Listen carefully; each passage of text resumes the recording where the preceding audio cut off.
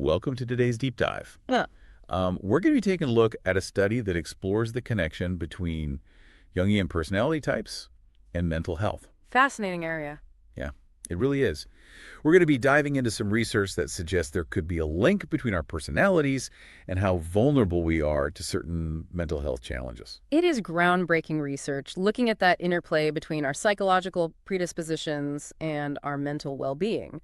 It could really open up some new avenues for understanding and addressing mental health. Absolutely. And so I guess maybe we should start with a quick recap of Jungian personality types for anyone who might not be as familiar. Right. So essentially, it categorizes personalities based on four main functions: sensing, intuition, thinking, and feeling. Yeah. And each of these can be either introverted or extroverted, leading to those 16 distinct personality types that we all know and love. Right. And what really caught our eye with this research was that they found that intuitive introverts, or as they're commonly known, the N types, showed a higher risk for a number of different mental health issues. Yeah, and that was really fascinating to me, that correlation between those INN types and conditions like suicidality, OCD, general anxiety disorder, major depressive disorder, even things like irritable bowel syndrome.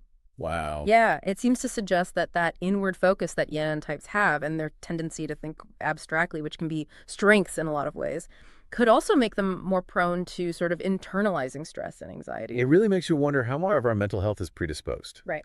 The study specifically pointed to INFJ, INFP, INTJ, and INTP as showing the strongest correlation. Yeah. And, if anyone listening identifies as one of those types, it's not meant to be alarming, Of course. just to be insightful. Understanding these potential vulnerabilities can be so empowering when it comes to self-care and being proactive and seeking support. Absolutely. That's a great point. And it's really not about labeling or predicting anyone's future at all. It's about understanding patterns and using that knowledge to hopefully personalize and make more effective approaches to mental well-being. And actually, the study goes even beyond those specific IN types and suggests that overall intuitives, the N types, tend to have a higher overall risk for different psychological challenges. Why might that be? Well, intuitives are kind of by definition often future-oriented and preoccupied with possibilities. Yeah. And while that can be a real asset when it comes to creativity and vision, it can also lead to like a heightened sensitivity to potential threats and anxieties about what might be. I see. So like an INFP, for instance, might get stuck in a loop, imagining all the ways something could go wrong, and that could lead to increased anxiety. That's a really good example. Their rich inner world and that vivid imagination that they have, while it's a source of strength and creativity, can also make them more prone to worry and rumination. Interesting. So you can see how that cognitive style that's really beneficial in some contexts might be more challenging in others. Right. Now, here's another layer to this that might seem a little paradoxical. The study found that borderline personality disorder was actually more common in extroverted sensing, or ES types. Oh, that does seem to contradict the idea that introverts are generally more vulnerable. It does. Yeah, it's an important distinction. While ES types are known for being outgoing and engaged with the external world, their strong focus on immediate experience and the need for that external validation can sometimes make them a bit more prone to emotional instability and also difficulty in their interpersonal relationships, which are things that are associated with borderline personality disorder. So their outward focus, while it's often a strength, can also be a point of vulnerability in some cases. Right. It really highlights that complex interplay of personality, environment, and mental health. Exactly. It really encourages us to look beyond those simple assumptions and appreciate the nuance of how our personalities interact with the world around us. Right. And speaking of nuance, that leads us to another significant finding, one that goes into what's known as the dark triad traits. So psychopathy, narcissism, and Machiavellianism. Right? And the study suggests that these traits are most prevalent in ESTJ and ENTJ types. Now, this is a really sensitive area to go into, especially considering that those personality types are often the ones we see in leadership positions. Right. So what's the connection there? Well, the research seemed to link it to the dominant thinking extroverted function, or TE, in these types. Okay. And while TE is often great, it's associated with efficiency logic and that real drive for results. But when it's taken to an extreme, it can manifest as a real focus on controlled disregard for others' feelings and a willingness to kind of manipulate to get what they want. So these traits that in some situations might be beneficial can have this much darker side if they become dominant. Exactly. It really underlines how important balance and self-awareness are, even for traits that are generally thought of as good. Right. And this brings us back to the IM types again, with the finding that OCD is particularly common in INTJ and INFJ personalities. Uh, And their combination of intuition, introversion, and that judging preference can make them very prone to perfectionism, overthinking, and that need to be in control. so their rich inner world and that desire for order while being strengths could also contribute to those obsessive thoughts and compulsive behaviors. That's right. Their internal complexity and that drive for certainty can sometimes manifest in trying to create that sense of order and control in their external world, which is a real hallmark of OCD. It's interesting. There's so much to think about here. There was also this interesting link that they found between IBS, which is a physical condition, and intuitive types. Yeah, What do we make of that? it is fascinating, and it's a good example of that mind-body connection. Right. Intuitives with their sensitivity and that tendency to kind of internalize stress, they might just be more susceptible to experiencing physical symptoms of emotional distress like IBS. So their gut health could actually be a reflection of their mental state. It's possible. It's an area that definitely needs more research, but Mhm. the link is really intriguing, and I think it points to how interconnected our physical and mental well-being is. It does. Yeah. And that connection to intuition seems to show up in another really significant finding. The study found that autism and ADHD are almost exclusively found in N types, the intuitive types. Yeah. And that's a huge finding, especially when you're talking about neurodiversity. It is. It really challenges how we traditionally view those conditions as deficits or disorders. Right. It suggests that autism and ADHD might be more like expressions of a certain cognitive style, characterized by abstract thinking, pattern recognition, and heightened sensitivity to the world. That is a powerful shift in perspective. It encourages us to see those conditions not as deviations from the norm, but as variations within the spectrum of human cognition. Exactly. It's about embracing neurodiversity and recognizing that different ways of thinking and processing information can be equally valid and valuable. Yeah, that's a profound message. So we're seeing this pattern emerge, this idea that certain cognitive styles, particularly those associated with intuition, might carry both advantages and vulnerabilities. Right, and it brings up this really interesting concept of evolutionary mismatch. The idea is that traits that were really beneficial or maybe even essential for survival back in our ancestral environment, they might not be as well suited to the demands of modern life. That's interesting. So are we basically trying to navigate a digital world with an ancient operating system? In a way, yeah. And that can create some friction. Like, think about the heightened sensitivity of intuitive types. That might have been a huge asset in a hunter-gatherer society, letting them pick up on subtle cues and anticipate danger. But in today's world, that sensitivity could make them more vulnerable to things like sensory overload, anxiety, even social withdrawal. Exactly. The very traits that helped them thrive then might now be contributing to their distress. And we see this happening in other areas too, like that intense focus and drive of a dominant type, which might have been crucial for leadership in a tribal setting, could manifest as workaholism or just an inability to relax in our fast-paced, always-on society. So these traits aren't inherently flawed, it's just that the context has shifted and now they're more likely to create challenges. Right. And that's why understanding this concept of evolutionary mismatch is so crucial. It helps us view those challenges not as personal failings, but as this disconnect between our biology and our environment. I see. It's more compassionate, it's more empowering, it shifts the focus away from blame and toward understanding. And it also suggests that maybe we could approach those challenges not just by trying to adapt ourselves to the environment, but also by adapting the environment to better suit our needs. Exactly. It's about trying to create a world that is more inclusive and supportive of the full spectrum of human diversity. And that brings us back to this idea of biopsychosocial phenotypes. Okay. If we can recognize and understand these distinct patterns, we can start to design systems and structures that are much more aligned with human nature. So instead of trying to force everybody into the same mold, we celebrate the diversity of human experience and recognize that different personality types come with their own strengths and challenges. Exactly. And this understanding could really impact various parts of our society, like healthcare education, even social policy. Well, for example, in medicine, we could start moving towards truly personalized healthcare, where treatments and interventions are tailored to an individual's unique biological and psychological profile. That sounds amazing. Yes. It sounds like the future of medicine. What about other areas? In education, we could tailor our teaching methods to better fit different learning styles so that we're maximizing each student's potential. So moving away from that one-size-fits-all approach Yeah, and towards creating educational environments that are more adaptive to the individual. exactly. And then from a social policy perspective, we could address the systemic inequalities that often arise from failing to recognize and accommodate diverse needs and perspectives. That's a powerful concept. Recognizing those inherent differences could lead to a more just and equitable society. It has that potential. It could change how we understand ourselves, how we relate to each other, even how we structure our institutions. It really sounds like we could be on the verge of a major paradigm shift. But before we get too carried away, I think it's important to remember that this research, while it is groundbreaking, it's still in its early stages. Right. We need more research to really confirm these findings and explore the full scope of the implications. And we have to be careful about using this information to stereotype or diagnose individuals. Absolutely. We Yeah. don't want to put people in boxes. It's about understanding the complexities of personality and mental health. And ultimately, it's about using that knowledge to create a more supportive and understanding world for everyone. Right. Well, this has been incredibly insightful. It's a fascinating topic. It really is. We've just scratched the surface of this research today, and I think there's so much more to uncover. So stay tuned for part 2 of this deep dive, where we'll delve even deeper into this fascinating intersection of personality and mental health. It's going to be good. It is. And it's really important to emphasize that correlation doesn't equal causation. Right.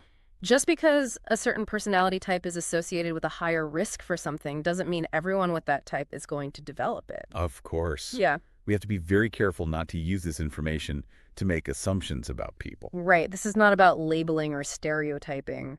Right. It's about understanding potential vulnerabilities, Right, not predicting outcomes, right. and hopefully using that knowledge to be more understanding and supportive of each other, and recognizing that we all have our unique strengths and challenges.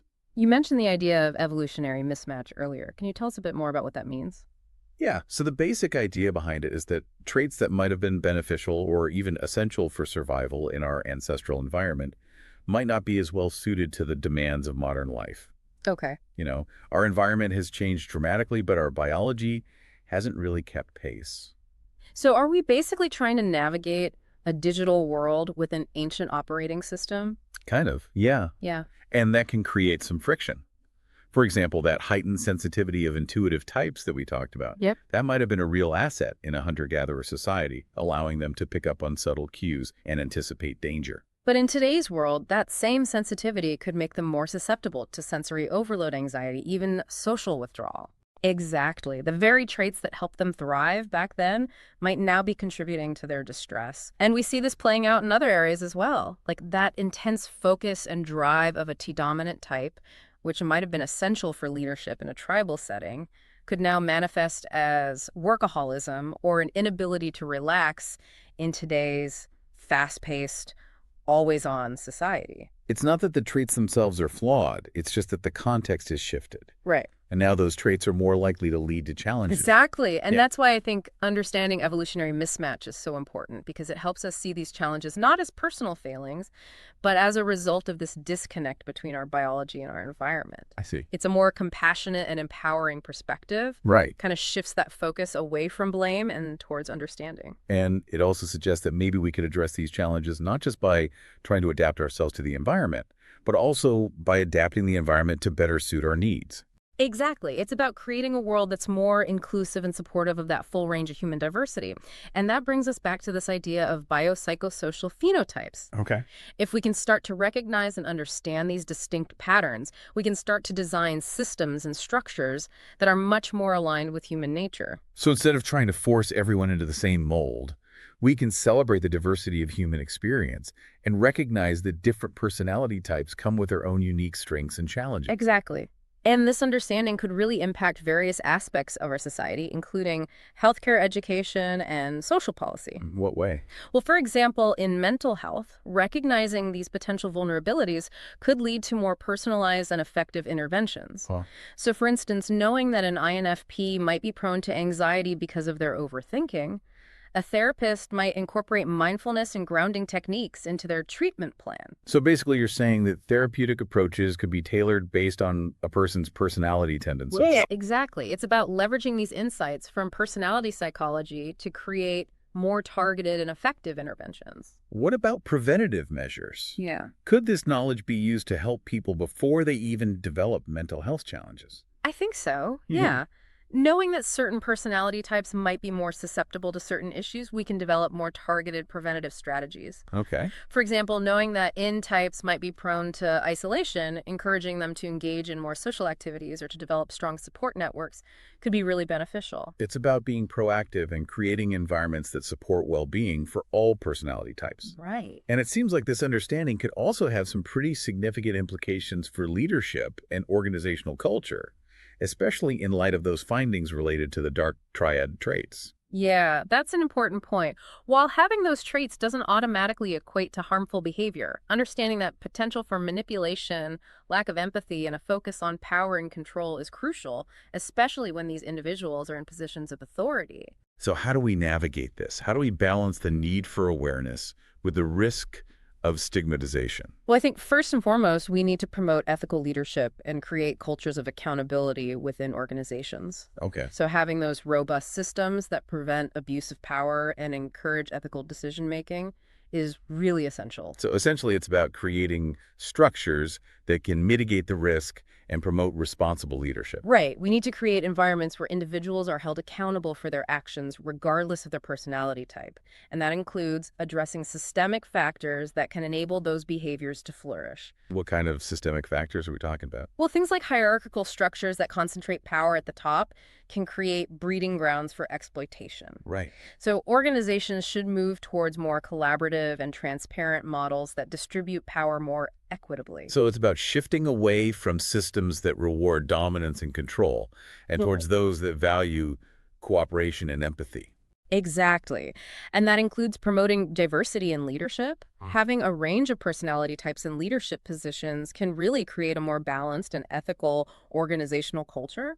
It seems like the key here is to recognize that certain personality types aren't inherently good or bad, but that they possess this unique set of strengths and potential vulnerabilities. Right. And the challenge is creating environments that can foster those strengths while mitigating those potential risks. Exactly. It's about harnessing the full potential of human diversity while also safeguarding against its shadow sides. And this approach becomes particularly relevant when we consider the finding that autism and ADHD are almost exclusively found in intuitive types. And that finding seems to have the potential to really change how we understand and approach neurodiversity. It does. It challenges that traditional view of these conditions as deficits or disorders. Instead, it suggests that they might be expressions of a particular cognitive style characterized by abstract thinking, a focus on patterns, and a heightened sensitivity to the world. So rather than seeing them as deviations from the norm, we could begin to recognize them as variations within that spectrum of human cognition. Right. It's about expanding our understanding of what constitutes normal and recognizing that different ways of thinking and processing information can be equally valid and valuable.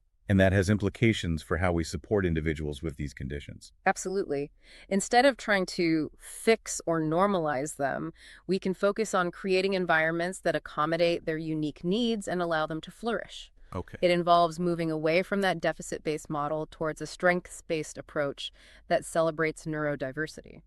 So this shift in perspective also acknowledges that the challenges faced by individuals with autism and ADHD aren't solely due to their inherent traits, but also due to a mismatch between their cognitive style and the demands of their environment. That's a really important point. It's not just about adapting the individual to the environment, but also about adapting the environment to better suit the individual. And that means creating a world that is more inclusive and supportive of the full range of human neurodiversity. It's a call for a more compassionate and inclusive approach, Yeah. one that celebrates the unique strengths and contributions of all individuals. Absolutely. And this understanding of neurodiversity, I think, really underscores the fact that we need all kinds of minds for the world to thrive. Diversity in thinking is essential for innovation, creativity, progress. And that's really where this research becomes, I think, truly transformative. It's not just about understanding personality types in isolation. It's about recognizing those profound implications that human diversity has for how we design our systems, our institutions, our world. So the ultimate goal is to create a future where everyone, regardless of their personality type or cognitive style, has the opportunity to really reach their full potential. Exactly. Moving from a paradigm of limitations to a paradigm of possibilities, we need to shift our focus away from what might be wrong with people and look more towards creating those environments and systems that support the full expression of human potential. That's a powerful vision. Well, this deep dive has been incredibly insightful. It's raised some really important questions about this complex relationship between personality and mental health. We've explored the potential vulnerabilities of intuitive types, the concept of evolutionary mismatch, and the need to create more inclusive systems and structures. And we've really only just begun to explore the potential implications of recognizing these distinct personality patterns. This idea of biopsychosocial phenotypes, which considers the interplay of biological, psychological, and social factors, could revolutionize so many fields. It could lead to a more personalized and holistic approach to things like healthcare education and even social policy. And it challenges us to rethink our assumptions about what constitutes normal, to embrace diversity as a strength, and to create a world that is truly more inclusive and supportive of all. What are some key takeaways you hope our listeners will reflect on? Well, I think it's essential to remember that this research, while it is groundbreaking, is still in its early stages. More research is needed to really fully understand this complex interplay of personality and mental health. And it's important to be incredibly cautious about using this information to stereotype or to label individuals. Right. Instead, I hope this research can be a catalyst for greater understanding, empathy, and compassion. This deep dive has really highlighted how important it is to approach these topics with nuance and a deep respect for individual differences.